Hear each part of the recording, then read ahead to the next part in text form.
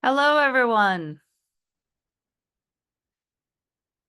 Thank you so much. And welcome to the next episode of Manomet's Small Sit virtual series featuring author and ornithologist Tina Morris and her book, Return to the Sky, the surprising story of how Tina Morris and 7 eaglets helped restore the bald eagle. I'm Jean O'Rourke, Manomet's Conservation Sciences Senior Director of Marketing and Communications. I'll be your MC today. If you're new to Manomet, just a little background on our organization. We use science and collaboration to reverse shorebird decline, promote coastal resilience, and educate and inspire the next generation of conservationists across the Western Hemisphere. And if you're a friend, volunteer, trustee, counselor, or donor to Manomet already, then thank you. It's only with your support that we can continue to get our boots muddy, doing hands-on science in collaboration with local partners. And we have a really exciting show today, but just a couple of housekeeping notes for today's webinar. First, we'd love for attendees to type into the chat where you're all zooming in from. We have a really nice group of attendees, more than 120 from all over. And then after that, we're going to reserve the chat for any tech issues you might be having. And we welcome your curiosity. So please, Tina is going to have some questions as time allows, answer some questions at the end. So if you have any questions for her, please type them into the Q&A box and Tina will be happy to answer them at the end of the presentation as time allows. And then after Tina's presentation, we have a special guest if people have time to stay. But now I'm going to turn it over to Lizzie Schuler, who is the president of Manomet Conservation Sciences, who's going to introduce Tina. The floor is yours, Lizzie.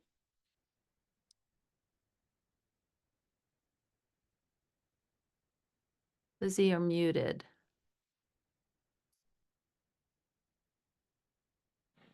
There we go. Sorry about that. Thank you so much, and thank you to everybody who's joining this webinar. It's really a pleasure to welcome you to our special guest who's going to be talking about the recovery of the bald eagle. And as Jean mentioned, we have another special guest at the end of the webinar who's going to update us on the status of the eagle becoming a national bird. So if you can stay on past 45 minutes past the hour, we're going to be extending it just for a few minutes for that update. So I had a wonderful experience reading this book, and need I be reminded of how difficult it was to do research and when I was in college and graduate school, and certainly it's really extraordinary what we can do today with technology and cell phones and the internet and so on and so forth. And Tina's book, recounts a lot of the challenges, just basic rudimentary challenges of communications and also understanding, getting things from place to place and so on and so forth. So it's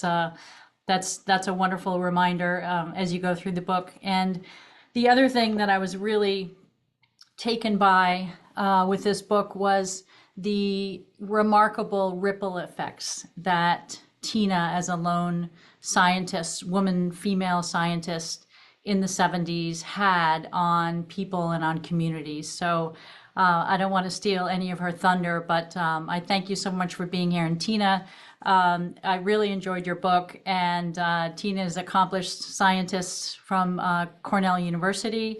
And I just want to pass it over to you and to share your remarkable story. So thanks so much for being here.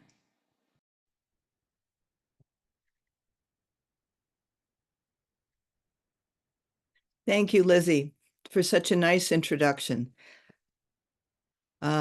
If everything works okay, you'll see my slideshow instead of me. It looks good. Thank you for inviting me to speak about my book, Return to the Sky, the story of the bald eagles I was trying to save almost 50 years ago. It's hard to believe. Today, I will be focusing on those eagles and the project that brought them back to the Northeast. If you read the book, you can find out how my life was changed by the program, but for now, the 7 eaglets will take center stage, and they do this very well. The saga of the bald eagle's return, was inextricably tied to that of the peregrine falcon. Without its smaller and faster friend to set the pace, the success of the Eagle Project might not have been so auspicious. The raptor biologists who were responsible for the reintroduction of the peregrine in 1973 became the central force behind the restoration of the eagle 3 years later. The story of the eagle and peregrine began in Ithaca in central New York State, home to Cornell University, known for its world-renowned laboratory of ornithology. By the 1970s, it had become the epicenter for raptor reintroductions. We need to back up a decade to the seminal event that started everything. In 1962, a marine biologist named Rachel Carson wrote Silent Spring, the book that sounded the alarm about the lethal effects of the pesticide DDT. At the time, few biologists paid attention to Carson, partly because of her doomsday predictions and partly because of her gender. Women were scarce in science at the time, which made it easy for the scientific community to dismiss her. It was her findings about DDT, a long-lasting pesticide used to combat malaria in World War II, that made Carson a main character in the bald eagle story. She discovered that DDT wasn't just killing the mosquitoes it was meant to control, but was breaking down into its metabolite DDE, which was absorbed by the algae, fish, and other aquatic organisms consumed by birds. Once ingested, DDE interfered with the calcium metabolism of the bird's eggs, resulting in thinner shells and breakage as soon as the birds tried to incubate them. Although all birds were being affected, the ones most at risk were those at the top of the food chain.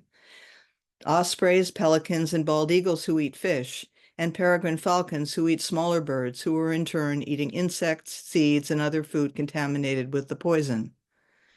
Through a process called biomagnification, the pesticide was consumed by species at each trophic level.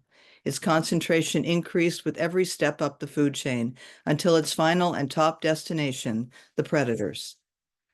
Sadly, Rachel Carson died of cancer only 2 years after her book was published, but her cause was taken up by a group of people with personal interests in the raptors affected by DDT, particularly peregrine falcons. The 1970s became the age of enlightenment as the federal government took up the cause of environmental degradation.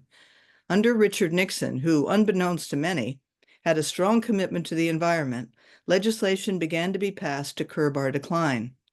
In December of that year, the EPA was established to be the watchdog for clean air and water.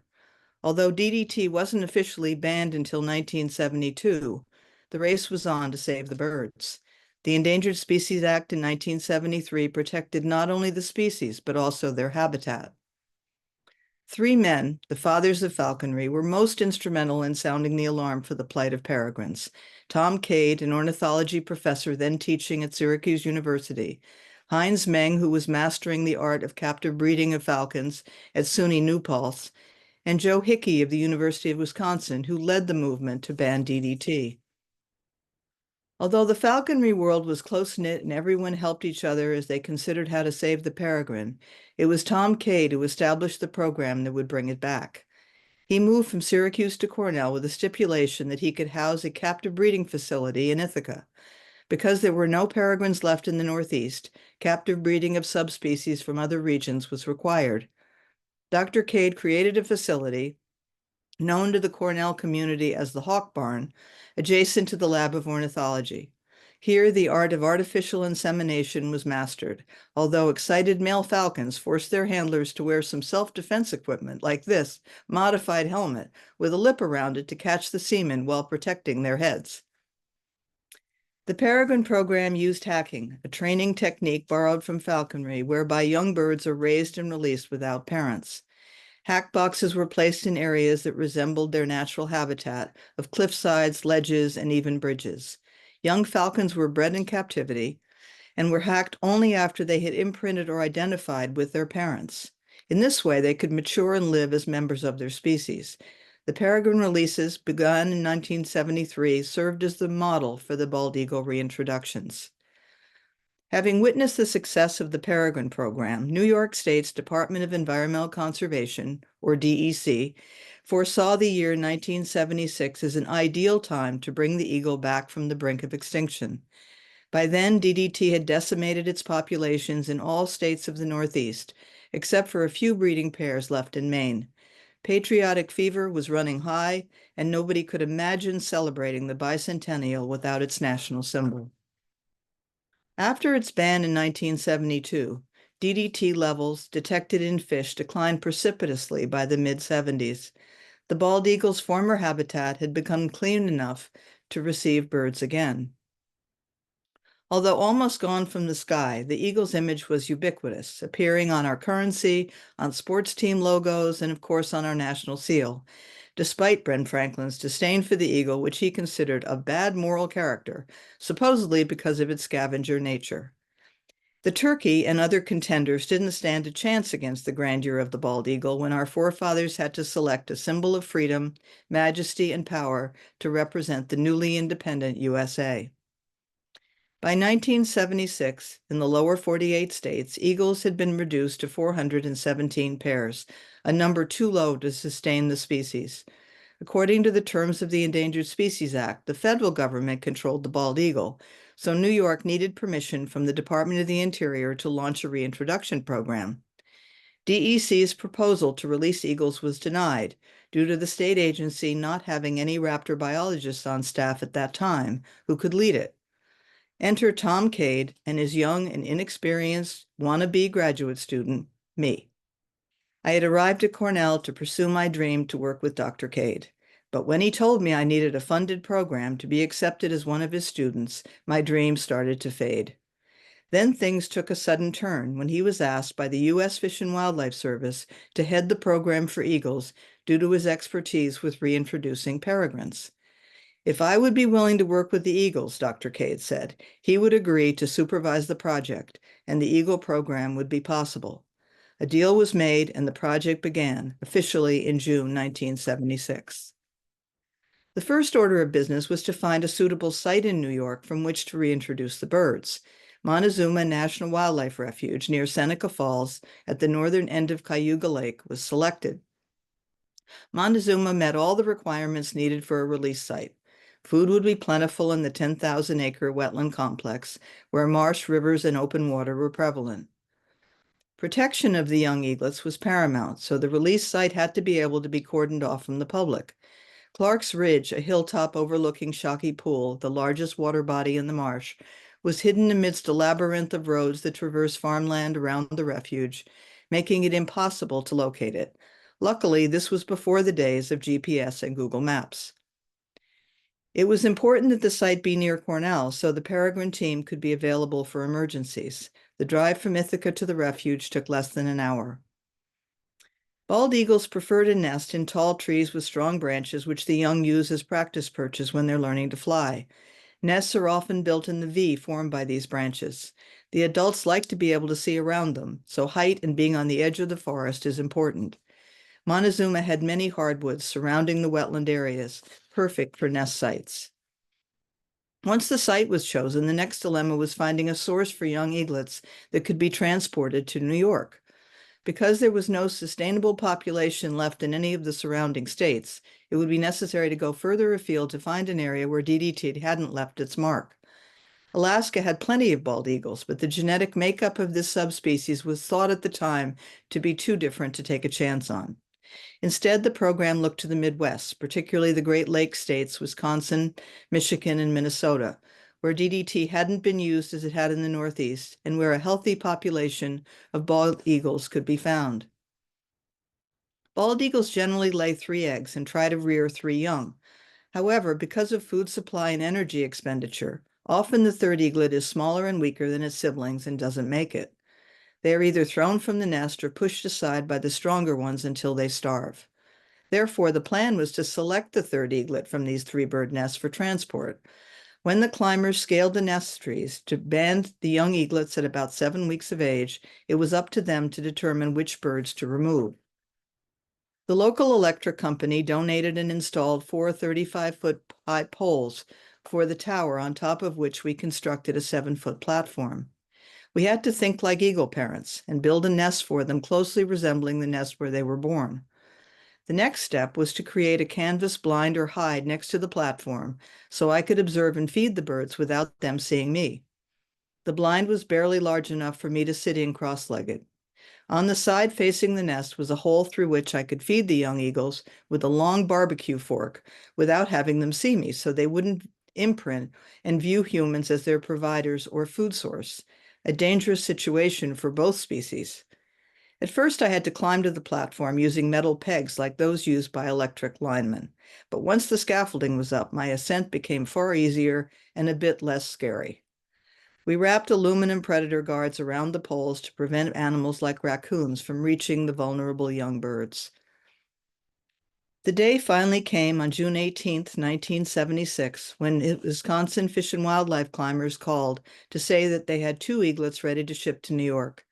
Arriving at Syracuse Airport in separate crates, the birds, known as W1 and W2, W for Wisconsin, 1 female, 2 male, were retrieved by federal officials and driven to the refuge an hour away. On hand to receive the eaglets was a large contingent of state, federal, and refuge people. A few biologists from Cornell, Tom Cade, me, and my 2 dogs, Max and Moses. While most of the entourage stood at the base of the tower looking up, our eagle team hauled the crates up to the platform and released the birds. The eaglets had been shrieking while in the crates with their call-like cry until they were able to jump onto their new nest and seek shelter in the corner of the platform as far away from their captors as possible. These weren't cuddly, tame birds who wanted to be friends, and for this we were all grateful. They had to have a healthy fear of humans if they were to survive. After the eaglets settled down and the crowd dispersed, I was left alone on the hillside with my dogs, wondering how the eagles and I were going to survive the next 3 months. The first order of business was to set up my campsite, including my tent, camp stove, and all the paraphernalia required for the birds. When I wasn't up in the blind, I had a remote video camera with a monitor in the tent. The picture was a bit fuzzy by modern standards, but at least I could see they were okay. The next order of business was to feed the young birds. The marshes were teeming with carp, but I had to catch them and stockpile them so they would be available for 2 meals a day. I trapped them in a spillway, then moved them to a large cage in the water where I could net them whenever I needed to. Eagles are opportunistic feeders, so although fish is a mainstay of their diet, I supplemented it with roadkill. Rabbits were the food of choice. I knew we had to be able to track the eaglets when they left the nest, so banding and equipping them with radios became the next step before they fledged. We eventually worked out how to attach a short-term radio to the eagles and to put colored tags on their wings that could withstand the weather and be seen from a distance. Because of their dependence on flight, for hunting and migration, it was essential that these apparatuses not interfere with their wing movement. My issue was going to be restraining the eagles, especially when I had to handle them alone. For this, I experimented with several body wraps, but what worked best in the end, believe it or not, was my blue jeans. I cut off the leg, and its tapering shape was perfect fit for an eagle. He couldn't move his wings, and with his talons wrapped with electrical tape and his head covered by the sleeve, he was safe and secure, as was I. Increasingly more restless and energetic, they began hopping all over the platform, flapping their wings as they practiced their pre-flight maneuvers. It was finally time to remove the bars and let them out on the perch that we had nailed to the tower. Before long, they made their first flight. Like all young creatures, first steps, or in this case flights, are a bit shaky. An eagle's size works against it when first taking off, so it looks like an out-of-control helicopter as it struggles to find a landing place. This usually was into the marsh, below the hillside, its thick cattail stands interspersed with small pools of water. Without wind to help with lift, the young eagles couldn't become elevated, so were stuck. If they had had parents, they would have fed them on the ground and watched over them until their wings were stronger. But it was up to me to find them, catch them, and return them to their nest for a second try. Eventually, they grew stronger and were able to reach a perch, either on one of the trees near the nest or the dead snags in the marsh. The 1976 eaglets spent a few months exploring the areas inside and outside the refuge, learning how to catch their own food, until hunting season in October. Then they left the refuge for good, leaving me to wonder if they would survive all the threats that awaited them in the outside world. Once their radio batteries died, there was no way to follow them, so all I could do was hope. In late winter and spring of 1977, we began to prepare for the next group of eagles. The decision to hack 4 birds had been made. The scaffolding had to be removed so a second nest platform could be built. The blind was placed between the 2 nests so I could observe and feed both sets of eagles. This year, 2 of our eaglets were taken from 3 bird nests, one from Michigan, M1, and one from Minnesota, M2. but we also wanted to use captive bred birds for the first time. There turned out to be a big difference between the captive bred young and the wild young. Fed an unlimited diet and used to people, the captive bred birds were feistier and more precocious. They had no desire to be contained behind bars and went out to the perch early after arriving. The video camera had been moved to a pole next to the nest tower, so it could capture both nests and record their activity back to the trailer that had replaced my cozy tent from the previous year. In July, I was told I would be welcoming a new arrival. A third eaglet with a broken leg had been discovered and rescued by the climbers in Michigan when they were securing our eaglet M1. The injured bird, whom I called M3, was treated and rehabbed at the Minnesota Vet College and was on his way to us. We will hear about M3 later in this talk, but for now, suffice to say, he was the calmest and most endearing of all the birds I cared for. The secrecy surrounding the Eagle Project was well kept during the first year. Everyone was worried about vandalism if the public knew the eagles were on the ridge. In 1977, such secrecy was abandoned, and I was besieged by media, anxious for a juicy story. My camera-shy nature was not well suited to this new role I found myself in. Some of the notoriety was welcome, however. In the fall of 1977, I was invited to attend the New York State Fair in Syracuse to be inducted into the Iroquois Confederacy as an honorary member. I spent the day with members of the Six Nations of the Iroquois, learned about their customs and culture, and was lavished with handmade gifts by each one. Apparently, I was the first female to receive such an honor, allowing the wives of the chiefs to be part of the event, an historic moment for them as well.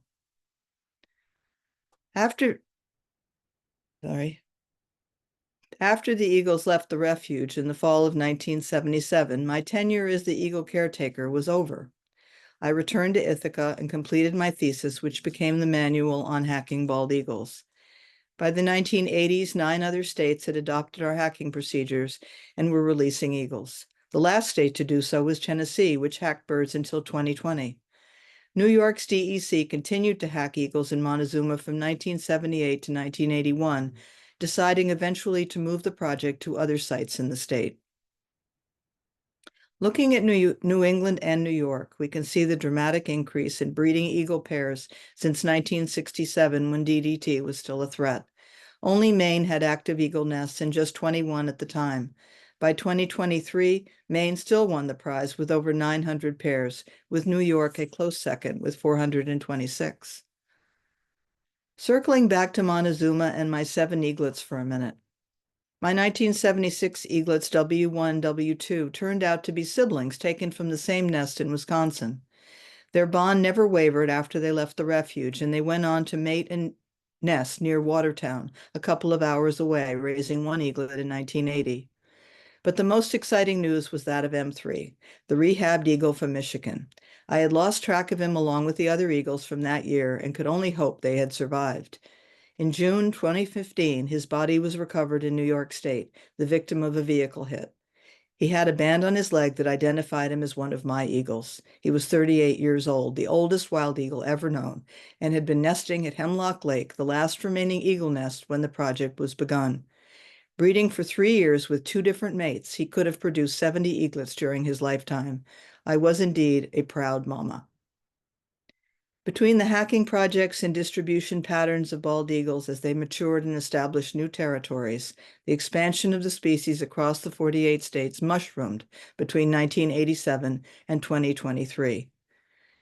Today, in the lower 48 states, eagles are most numerous in the Midwest and along the Atlantic Flyway. Minnesota has the 2nd largest population, Florida the 3rd, next to Alaska. Alaska boasts 30% of the total bald eagle population. By 2007, the eagle had recovered enough to be removed from the endangered species list. After 1977, I never returned to Montezuma, although I passed it on the thruway and always craned my neck searching for the tower on Clark's Ridge. In 2020, I felt the story about the origins of this project needed to be told, and I knew this meant returning to the marshes to see the eagles again. When I had left almost 45 years before, there were no nesting eagles and little sign that the species would become the signature species of the refuge. Now we pass many images of eagles welcoming visitors. a giant sculpture designed by J. Seaman for the 40th anniversary of the reintroduction program, captivates motorists on the edge of the refuge adjacent to the New York Thruway. During the visit, my husband and I, along with our guides, bushwhacked our way up to the hilltop, long overgrown but still the home of the nest tower, albeit a bit bedraggled after all these years. Even the box holding the video camera was still intact. I went down memory lane with my patient refuge guides as they heard about the story of the bald eagle recovery and the role Cornell had played in its design. As I stood on the dike road that runs along the large pool where I had once rescued so many youngsters from the cattails, adult and immature eagles were flying all around me. Today, 7 bald eagle nests are active in the refuge, with 9 more in the wetlands complex surrounding the boundaries. An apex predator like a bald eagle can have critics among humans who find it hard to watch him take a fish from an osprey, or attack its chicks, or take over its platform, or harass loons or herons who are nesting in their lake. Making room for all species is not something we do easily. Instead, we pick sides, and often the underdog becomes our cause. We have forgotten that almost 50 years ago, the bald eagle was the underdog, and only with our help and vigilance was saved from extinction. I hope we can learn to champion his comeback, to be tolerant when he behaves according to his true nature, and to ensure the threats that still exist in his world are mitigated so as not to repeat the damage of DDT. From lead poisoning, rodenticides, wind farms, shooting and vehicle deaths, to the more insidious threats of habitat loss and climate change, all have taken their toll. Our latest and perhaps most serious worry, avian flu, is affecting eagles everywhere. It is believed that this virus killed 600 eagles in 45 states in the last few years. This bird is too majestic to be ignored again, but as we have seen with many less charismatic birds, if we take our eye off the ball, we lose the brilliant biodiversity we need to help our planet survive. The Bald Eagle Project was a success, its recovery extraordinary, and the lessons we have learned should be enduring. We humans owe a debt to the natural world around us. We need to respect it, conserve it, and be mindful of its future. Thank you all for listening. I hope you are able to read Return to the Sky if you haven't already, and most important, that you're able to enjoy the many bald eagles who have made the Northeast their home. Now, I am happy to answer any questions you may have. That's that's an amazing story, Tina. Thank you so much. And I've got to say, you have an exciting job when you have to wear protective headgear to work to protect yourself from eagle semen. Very true. We'd love to hear if you have questions, please put them in the Q&A portion. Oh, we have a question here. So let's see. Wendell says, oh, that's a great question. What were some of the mistakes you made early in the project? Oh, gosh, there were many mistakes. One of the first mistakes I made was my tent blew away the first night I was on the hillside. In a complete monsoon, an incredible rainstorm. So all of everything was completely soaked. That was one mistake. We made mistakes along the way. We didn't put bars on the platform right away, and we realized that the birds were a lot older than we'd expected. So they started to jump around a lot. We were afraid we were going to lose them right over the side. We had to do that after the fact. We didn't put predator guards on right away. Then it suddenly occurred to us that there were raccoons everywhere. And there were a lot of trial and error things that went along with the radios and the markers. And it was really important that we get that right. So 1976, we sort of saw our mistakes. In 77, we could correct them. So I would say those were the biggest things that happened. It was mostly the little stuff that we sort of had to tweak a little bit here and there. But otherwise, we were pretty lucky. That's great. Thank you. I have another question here from Jody. What is the general age the eaglets can be removed from the parents for hacking? It was assumed at the time that 7 weeks would have been the best age, and that was for a variety of reasons. One, that they would have imprinted by then, and they would know they were an eagle, and they would recognize their parents as eagles. So when they got older, they would know what an eagle looked like. But the other reason was they were feathered out at that time, so they could withstand the weather which might have been cold at night. And so we wanted to make sure they had feathers, but that they couldn't fly and they weren't strong enough to leave the nest until they really got attached to it. So we found 7 weeks, maybe 8 weeks to be the best age. That didn't always happen because the climbers, they're taking their chances when they're getting up to the top of that tree. They don't really know the exact age of the birds. So we had some birds that were a little bit older and they ended up flying earlier. Okay, interesting. Here's another question. How much concern is there in jurisdictions about lead from shot? Any promising news about this? Controversial, very It's co- controversial. I'm not a hunter, so it's very easy for me to say there should be no lead shot. But if I were a hunter, I'm sure I would have an argument about why they are using it. I would rather not speak for them just because I don't really understand it all. But I do know that a lot of people are changing over and abandoning lead shot because of the incredible peril it is for eagles. They in particular are at risk because they eat water birds that can have the lead shot inside of them, and they're eating fish and water. So just because of their aquatic nature, it is hurting them a lot. And they also eat deer carcasses during the winter, and the deer can be ridden with lead shot as well. So Mhm. they're really very susceptible to it. Okay, thank you. Um, why did you want to put only two eaglets per nest since you built another nest when you had more than two? Says Tony. Because in nature, they really usually have two eaglets that survive. The third, Ah, if you have a very healthy eagle population, and this is true right now in Montezuma Refuge, they do have three eagle nests because there's so much food for them. But in general, especially at that time, back in 1976, it was rare to have three eagles survive in a nest. Two was the magic number. The parents could get enough food for two and they could expend enough energy to get the food. So hmm. that's why we limited the two to each nest. Like the eagles have two heirs and a spare. Exactly. Andrea is asking, oh, did you have nicknames for the individuals or did you keep referring to them as W1 or M3? I did not. I did not want to name them. I felt that they weren't mine, and I didn't want to ever feel like they were pets. Mhm. I had lots of pets, and I really wanted to maintain a distance from them because first of all, they're wild, and I wanted them to be wild. And second of all, personally, I worried so much that they weren't going to make it, and I didn't want to get so attached to them by giving them a name that I was Mm. going to be totally devastated, even though I would have been. However, the DEC people that worked with me did give them the first year nicknames. I don't think they did the second year, but I never referred to them as anything other than W1, W2. True And scientists. yeah. Let's see. Wendell asks, were there any concerns that choosing runs to the litter might impact on success? Oh, like by choosing the smaller one that you might have. Oh, on the third, taking the third Yeah. foot. Mm-hmm. That was it was mentioned as a concern, but at the same time, we also felt that we owed those three states that were willing to give up their eagles the chance to give that third eaglet a chance. He wasn't going to make it, probably.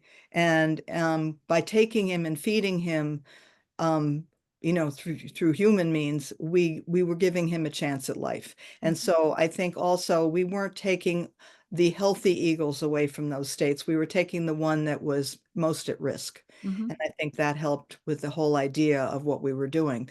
They were very generous to be giving up their eagles. It wasn't like they were in Alaska's situation where they had so many. Mm-hmm. They had a healthy population, but it wasn't tremendous. So I think it was also because of that. I mean, I think it was kind of brave of them to let you have them, right? It was very, very nice. Yeah.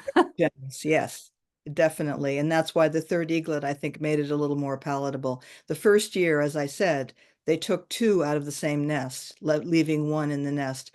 And we never really found out why they did that, but it may have been that both of them were looking a little bit weak, and they Mm-hmm. decided to save both of them. But it also could have been that there was weather coming and they needed to grab those two birds rather than going to another nest site to Mm-hmm. find another one. So, but they were siblings, and that was not intended necessarily. Okay. Lynn has a question. I'd like to know more about how you located and captured the birds on land during those early flight attempts. Oh, good Yeah. question. Well, they mostly weren't on land. Usually, sometimes they'd end up on the ground, but most of the time they'd end up in the middle of the marsh.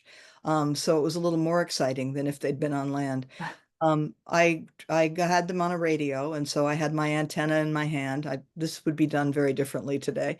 And so I would just track them, watching, listening to the beep as it got Mhm. louder, and eventually I'd come upon them, and they'd be hunkered down within the cattails. First thing I did was I threw a blanket over them so they couldn't see where I was, and they calmed down a bit.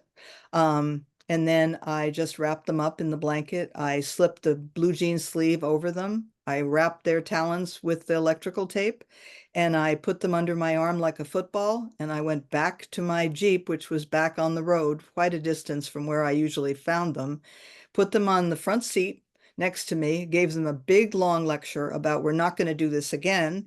You're going to stay in the nest for a while and get stronger, which they didn't listen to. And then I'd drive up to the tower. I'd still with them under my arm. I'd climb the tower, put them back in the nest, take all that paraphernalia off of them. And they would be mad as a hornet and clacking their beaks at me. And usually the next day they were back in the marsh again. And this went on until they finally got strong enough so they stopped doing it. They finally could reach a perch. So that was the long saga of how I got them. How did it feel the first time you threw a blanket over an eagle? I was so terrified that I was going to lose them and I wouldn't be able to save them. Mhm. I think I was just operating on complete instinct. I knew enough about birds. I worked in a zoo for a year. I knew enough to know that they do calm down when you cover their eyesight. Mhm. So if you put a hood on a bird, that's why we often see peregrines with hoods on them or falcons. They calm right down. So I knew if I could stop him from seeing me, he would calm down. So that made me feel a little bit better. But no, it was the most terrifying part of the entire job was when Mhm. I had to retrieve them because I never quite knew if it was going to work. Yeah, how stocked was your first aid kit? They never bothered me. But I didn't let them. I mean, I was pretty careful with my own self. No, they were fine. As long as I used the sleeve and I had the tape and they Mhm. could reach my arms, I was good. I have a question from Julie here. Has avian flu badly affected the bald eagle population so far? Yes, it has, definitely. Mostly the birds that are in the coastal areas like Georgia and Florida, they're picking up water birds, and those birds tend to have it, or not tend to have it, but can have it. Mhm. It also is affecting the birds in California.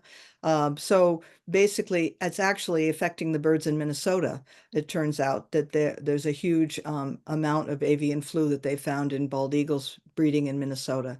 So it definitely is taking its toll on eagles. And as I said, there's 600 that have been known to die of it in 45 states, so it's widespread. Yeah, that's a lot when you look at the population. I just want to point out Scott Mayhews, who's the director of education at the National Eagle Center in Wabasha, Minnesota, is joining us too. So there are some of your fans online here watching Great. today. That's wonderful. I Uh, also notice there are a lot of Cornell people here, so I appreciate them tuning in. That's great. Supporting the alum. Yeah, Well, I think that ends our questions, but it's good timing because well, first I just want to say thank you so much, Tina, for that amazing story. That was fascinating. I also to our attendees, I'm going to put the link in the chat, but if anyone wants to get Tina's book and read it, it sounds like a page turner. I'm going to put the and her publisher is very kindly offering a 35% discount for the people who came to this webinar today. I'm going to put this in the chat. So feel free to go right there and order Tina's book. But before we close it out, for those of you who might have some extra minutes to spare on this noon before holidays time, Tina is going to introduce for us a special guest who's coming on to talk about some interesting developments with bald eagle. And let me see, Preston, if you can join us, let's see if he can turn his camera on. Go ahead, Tina, and you can do your introduction. Okay, thank you. Well, I was offered an added bonus to the privilege of sharing my story today when Manomet asked me to introduce their esteemed special guest, Preston Cook. If you've been following the latest news releases about the bald eagle this past week, or have seen the recent Audubon magazine article by Jack Davis, you might already know about Preston's quest to give the eagle its due, its official designation as the national bird. Many of us, including myself, were under the impression it was already recognized as the nation's bird, confirmed by the 1782 selection by the Continental Congress for the Great Seal of the United States. It took Preston Cook to find out this wasn't actually the case. Collector and donor of 40,000 objects of bald eagle memorabilia displayed in the National Eagle Center in Wabasha, Minnesota, author of 3 books about his collections, and dedicated proponent and seeker of recognition for the iconic bird who has led to our gathering today, I am honored to introduce the man whose efforts have led to this historic moment in the saga of the bald eagle. Please join me in welcoming Preston Cook.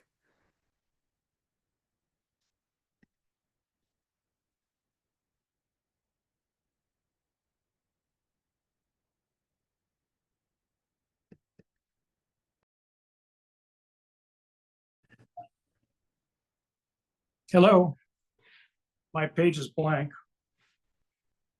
Let me try something else here. Preston, we can see you and we can hear you. Okay, great. Okay.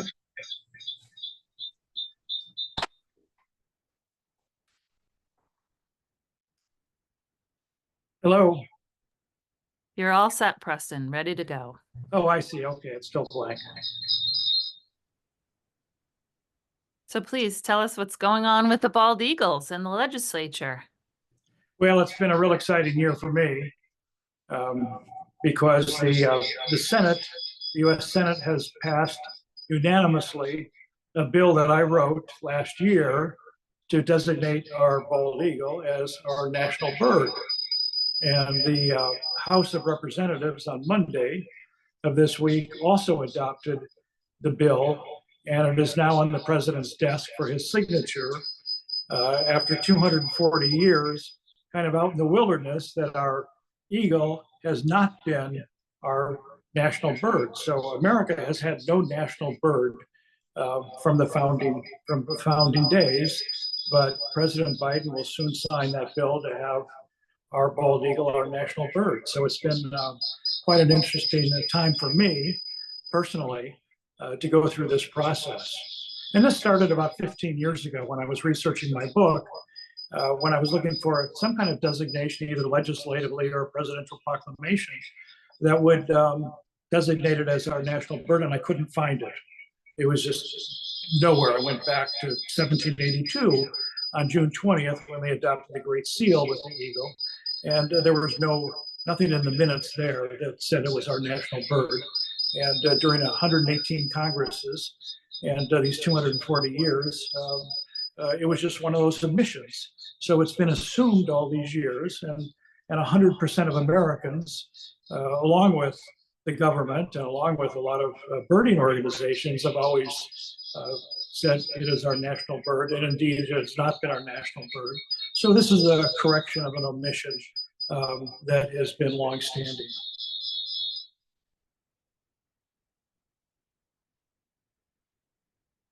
That's fantastic, Preston. If anyone has a question or two for Preston, he's on to take a couple of questions that I can read from the Q&A. And Preston, I don't know, do you have a phone that's also on? I do. Maybe why don't you turn that off? There's a bit of a reverb. That was my emergency. Perfect. Okay, great. Okay. Now we're all set. Thank you so much.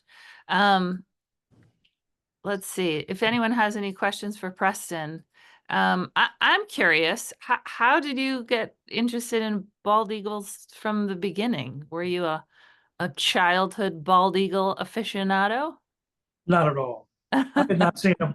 Not at all. I was suburbanite out of Chicago, and I never saw a bald eagle in the wilds during the 50s and 60s when I was raised. So it was not that at all. I saw a movie in 1966 called A Thousand Clowns, and it had one line in the movie: "You can't have too many eagles," because the protagonist was an eagle collector. He only had about 3 or 4 eagles.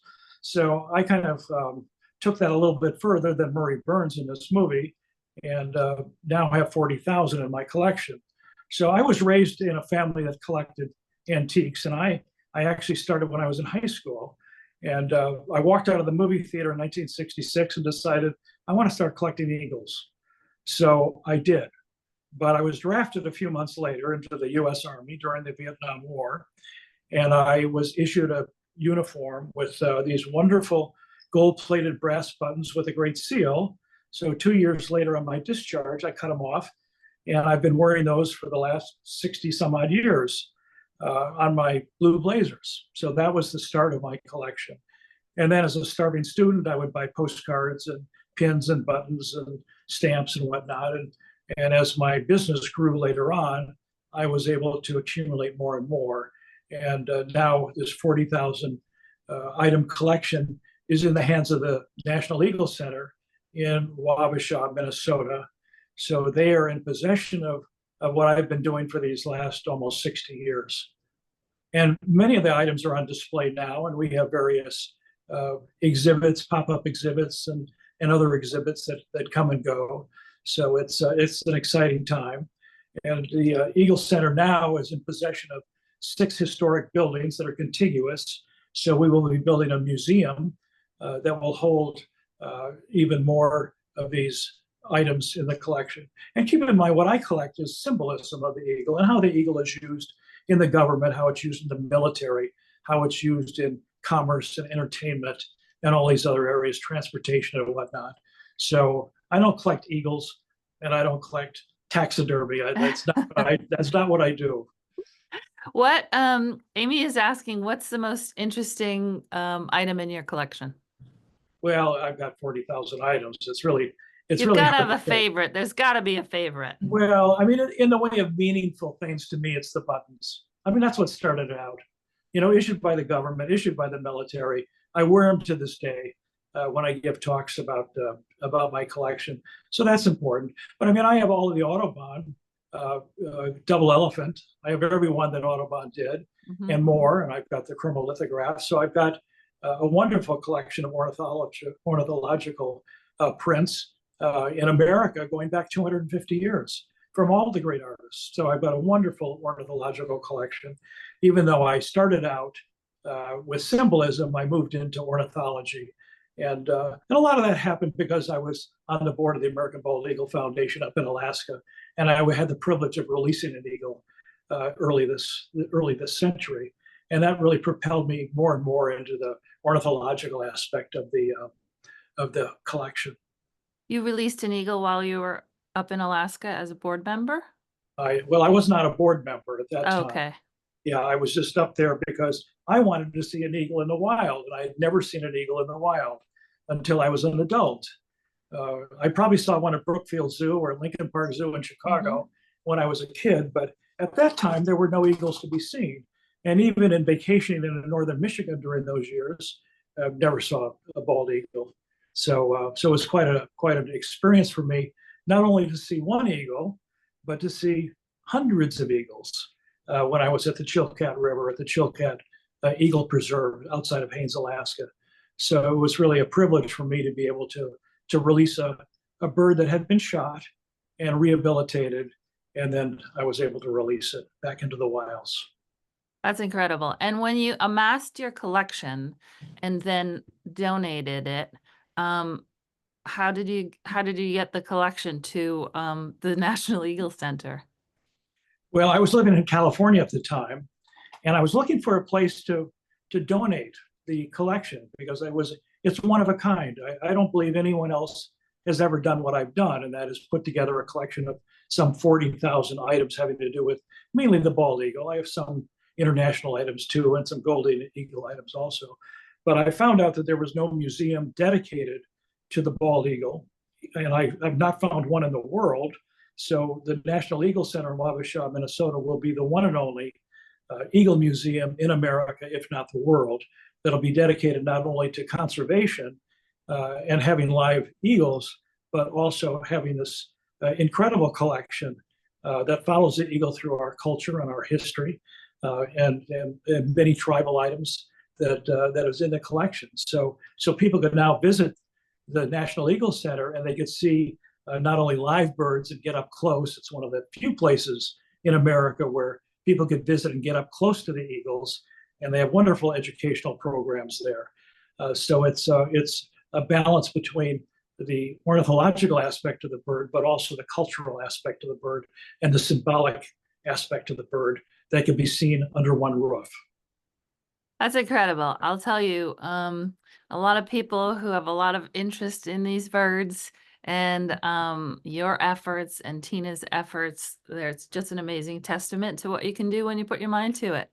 I just want to say thank you, Preston, for being here. Thanks so much. If anyone has a chance to visit the National Eagle Center and see Preston's collection, it sounds like it's well worth it.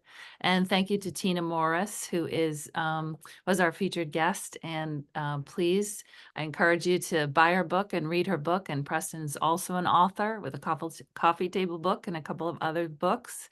And if you want more Manomet, I'd love you to please visit our events page. We have a First Friday Bird Walk on January 3rd. Then we have an event co-sponsored with Wildlands Trust in Plymouth. Tina's going to be on hand for an in-person author talk and book signing. And then after that, we have another small sit in January with Manomet Senior Fellow Trevor Lloyd Evans about the Christmas bird hunt. And if you want to learn more, visit our website, manomet.org, or join the conversation on our socials. This small sit's going to be up on our YouTube channel if you want to share it with anyone who missed it. And also, if you enjoyed today, we'd love for you to support our work directly with a donation online if you haven't already. It's a great time to give before the calendar year is out. And that is going to wrap up another edition of the Small Sit. Thank you again to Tina and to Preston for joining us. And we at Manomet Conservation Sciences wish you festive holidays and Happy New Year. Thank you so much all for joining us. Thanks, Preston and Tina. Appreciate Thank you. it.